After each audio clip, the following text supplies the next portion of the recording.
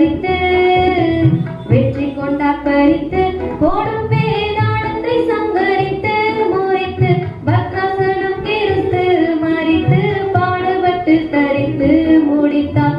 ஆமென் அல்லேலூயா, ஆமென் அல்லேலூயா, மகத்துவ தம்பராவரா. ஆமென் அல்லேலூயா, ஜெயம் ஜெயம் ஆனந்த ஸ்தோத்திரா. ஆமென் அல்லேலூயா, ஜெயம் ஜெயம் ஆனந்த ஸ்தோத்திரா.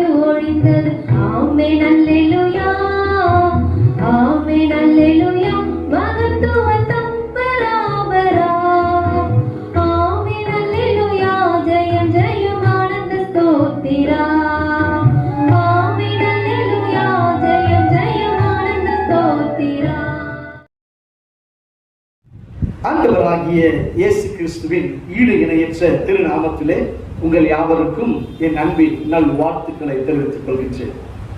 ஒரு அருமையான பாடலை பாட கேட்டிருப்பேன். அதன் மூலமாக நீங்கள் ஆசீர்வதிக்கப்பட்டிருக்கிறேன் நிச்சயமாய் நம்புகிறேன். இப்பொழுது கர்த்தருடைய வார்த்தைக்கு நேராய் கடந்து போகும். சங்கீத புஸ்தகம் 126வது சங்கீதம் 4ஆம் வசனம். கர்த்தாவே, தெற்கத்தி வெள்ளங்களை திருப்புவது போல எங்கள் சிறையிருப்பை திருப்பும்.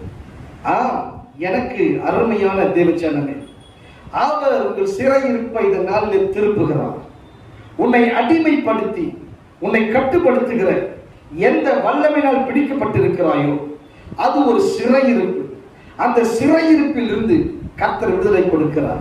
ஒருவேளை பாவம், ஒருவேளை அசுத்த ஆவி, ஒருவேளை சுவாபம், ஒருவேளை வியாதியாய் இருக்கிற சூழ்நிலையாய் இருக்கலாம். தேவன் அந்த சிறையிருப்பில் இருந்து அதை அவர் திருப்புகிறார். அந்த சிறையிருப்பிலிருந்து அவர் விடுதலை ஆக்குகிறார். ஒரு இளைப்பாறுதலை கர்த்தர் கொடுக்கிறார். தேவன் நேர்த்தியாய் நடத்துகிறவராய் இருக்கிறார். நம்மை இழுத்து கொண்டது அவருடைய பெரிய ரட்சிப்பு தான். எனக்கு அருமையான தேவ ஜனமே, அறிந்து கொள்ளுங்க, அவர் நம்முடைய சிறையிருப்பை திருப்புகிறாராம். எதற்கெல்லாம் நீ அடிமைப்பட்டு இருக்கிறார்? ஒருவேளை எந்த விதமான பாவத்திற்கு அடிமைப்பட்டு இருக்கிறாயா? எந்த விதமான உலகத்தின் அசுத்தங்களுக்கு அடிமைப்பட்டு இருக்கிறாயா?